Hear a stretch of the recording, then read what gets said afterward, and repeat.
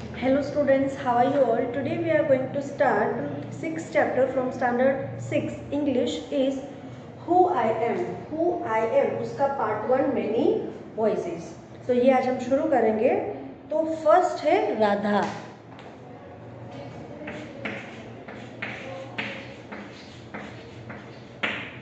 Radha. My favorite activity is climbing trees. मतलब राधा कहती है कि मेरी जो फेवरेट एक्टिविटी है वो ट्री पे चढ़ना है, ट्री को क्लाइंब करना है. Just outside our house there is a mango trees which I love to go up. मेरे घर के बाहर ही एक मैंगो ट्री है, मुझे उस पर चढ़ना बहुत अच्छा लगता है. It's branches spread out. उसकी जो टहनियाँ है वो स्प्रेड हुई है.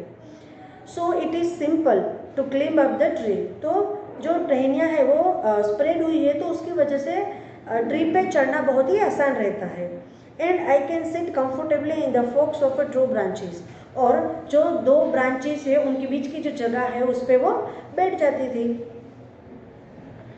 माई mother tells me it is not sensible for girls to climb a trees. मेरी मम्मी कहती थी कि ये पेड़ पे चढ़ना लड़कियों के लिए अच्छी बात नहीं है. But one afternoon she climbed up too. पर क्या हुआ कि एक दोपहर को मेरी मम्मी भी खुद आके झाड़ पे चढ़ गई. And both of us sat there talking and eating raw mangoes. और एक दिन में और मेरी मम्मी दोनों झाड़ पे बैठे और बातें कर रहे थे और रो मैंगोज मतलब कि कच्चे जो आम हुए वो खा रहे थे. When I am high up in a tree. जब मैं झाड़ के बहुत ही ऊपर चढ़ जाता था. I feel like I can rule the whole world. Radha कहती है कि जब मैं ट्री के टॉप के ऊपर चढ़ जाती थी तो मुझे ऐसा लगता है कि मैं पूरी दुनिया को रूल कर सकती हूँ. तो ये हुआ राधा का. तो राधा क्या सोचती है वो उसने बताया है. अब नेक्स्ट है नासिर.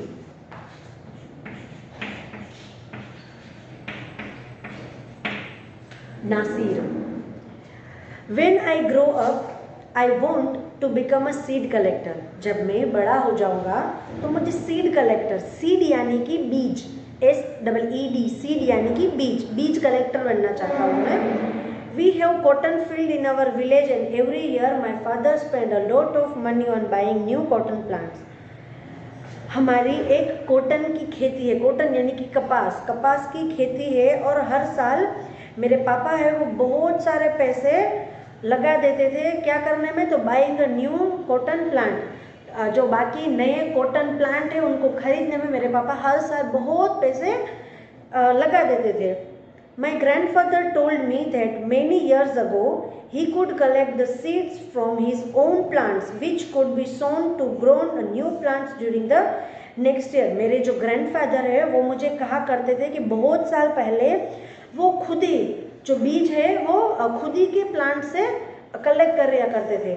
मतलब कि उनको अगले साल मतलब जब साल शुरू होता है तो उन्हें नए बीज लेने की ज़रूरत नहीं पड़ती. जो उन्होंने जो प्लांट्स बोए हैं उन्हीं में से वो सीड कलेक्ट कर लिया करते थे. But today that doesn't work, so we have to spend money to buy a new seeds every single year. पर अब के ज़माने में ये पॉसिबल नहीं है कि खुद ही के प्लांट से बीज कलेक्ट किए जाए. तो हमें हर साल बहुत सारे पैसे नए प्लांट्स को खरीदने में लगा देने पड़ते थे. I want to find out why that is. और मुझे पता लग रहा है कि ऐसा क्यों है. I want to learn how to preserve seeds. मुझे ये जानना है कि सीड को प्रिजर्व यानी कि सुरक्षित कैसे रखा जाए. So that we can use them again. तो उसे हम दोबारा यूज़ कर सके. And not to spend every year. और हर साल इसी के पीछे पैसे बर्बाद ना करने पड़े. तो ये हुआ नासिर कि नासिर क्या बनना चाहता है और वो क्या सोचता है. अब बारी है रोहित. तो रोहित क्या कहता है.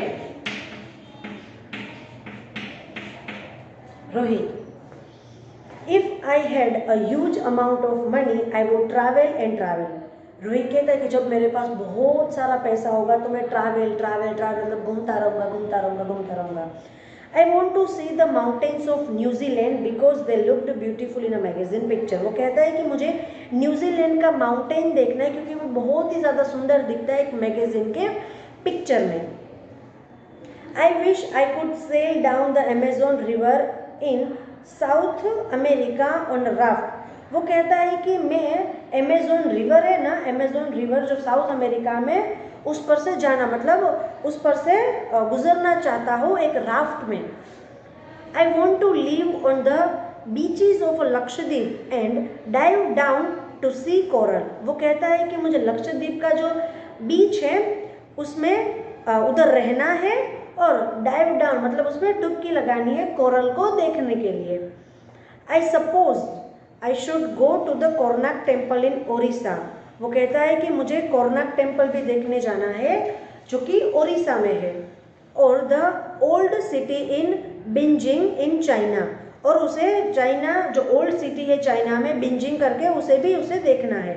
और पिरामिड्स इन इजिप्ट, और इजिप्ट में जाके पिरामिड्स भी देखने हैं उसे. But what I actually enjoy is seeing nature more than old buildings. वो एक्चुअल में क्या एंजॉय करता है? नेचर को देखना, ओल्ड बिल्डिंग्स को नहीं. वो नेचर को देखना ज़्यादा पसंद करता है. ओल्ड बिल्डिंग के अगर उसे देखने चाहिए तो ओल्ड बिल्डिंग को वो कम देखना पसंद करता है और नेचर को ज़्यादा देखना पसंद करता है. ये हुई बात रोहित की. अब आता है Sarabjit.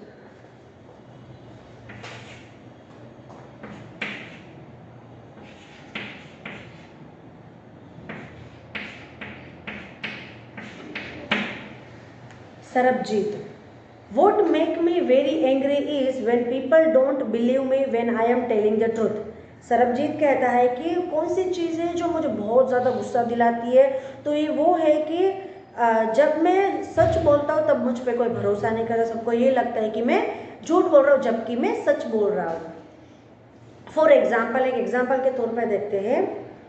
If I tell my teacher that I couldn't do my homework because Ravi borrowed my book and forgot to return it. Example के तौर पे देखा जाए, अगर सरबजीत उसके टीचर से कहता है कि मैंने होमवर्क नहीं किया क्योंकि रावी मेरी बुक लेके चली गई थी और उसने वापस देना वो भूल गई थी. और I tell my parents that it wasn't me but my little brother who started the fight. और अगर मैं अपने पेरेंट्स को बोलूँ कि मैंने नहीं पर मेरे छोटे भाई ने झगड़ा शुरू किया था, तो वो समझते कि वो झूठ बोल रहा है.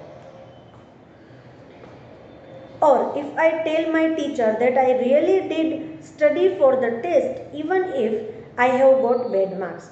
अगर मैं अपने टीचर को बोलूँ कि भले मुझे टेस्ट में कम मार्क्स आए पर मैंने पढ़ाई की थी.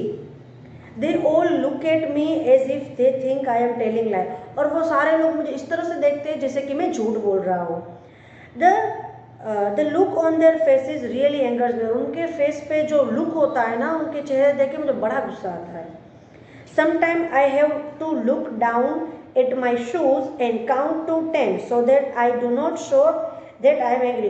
और कभी कभी क्या करना पड़ता है कि उसे अपना गुस्सा कंट्रोल करना पड़ता है. वो क्या कहता है, डाउन हो जाता है, अपनी शू की तरफ देखता है और 1 to 10 तक काउंट करता है ताकि सामने वाले को ये ना दिखे कि मैं बहुत गुस्सा हूँ. तो ये एक सॉल्यूशन है अपना गुस्सा कंट्रोल करने का कि अपनी शू की तरफ देखो और 1 से 10 तक काउंट करो तो आपका गुस्सा शांत हो जाएगा. ये एक तरीका है.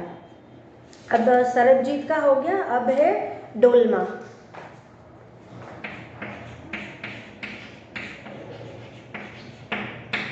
डोलमा. तो अब डोलमा क्या कहती है?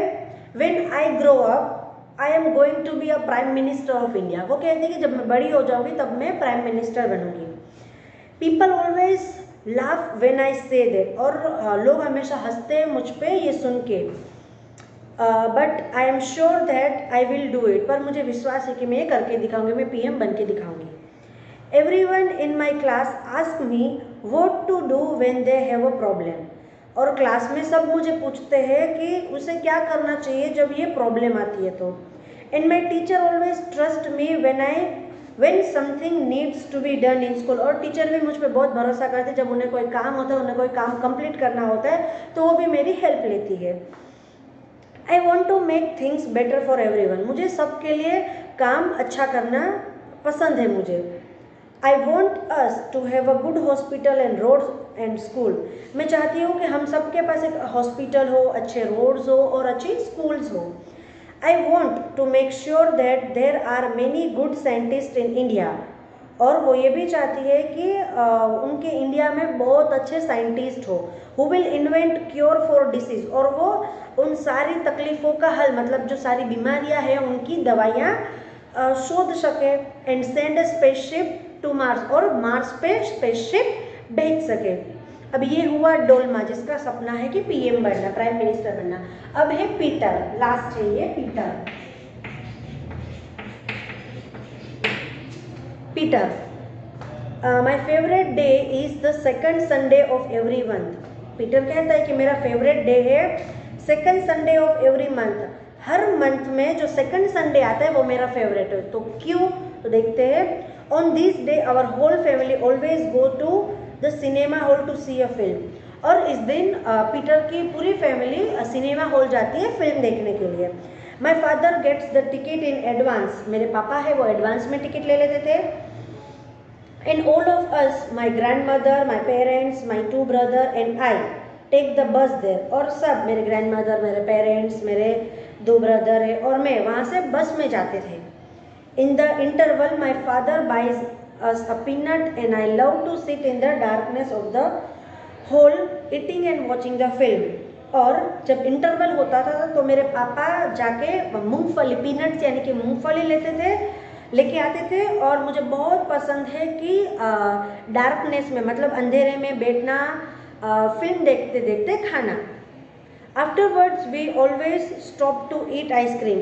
और जब फिल्म देख के बाहर निकलते थे तो घर जाने से पहले हम हमेशा आइसक्रीम खाने के लिए रुकते थे।